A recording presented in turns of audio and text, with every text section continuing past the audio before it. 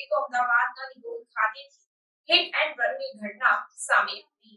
અમદાવાદના નિકોલમાં hit and રનની ઘટના બનવા પામી, જેમાં રોડ પર ચાલી રહેલા લોકોને પૂરપાટ ઝડપે આવી રહેલા કાર ચાલકે ટક્કર મારી હતી.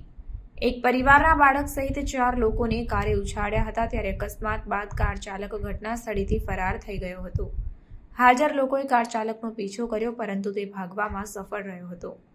31 મે 2024ના રોજ બનેલા આ હિટ એન્ડ રનની સમગ્ર ઘટનાના સીસીટીવી ફૂટેજ પણ સામે આવ્યા છે.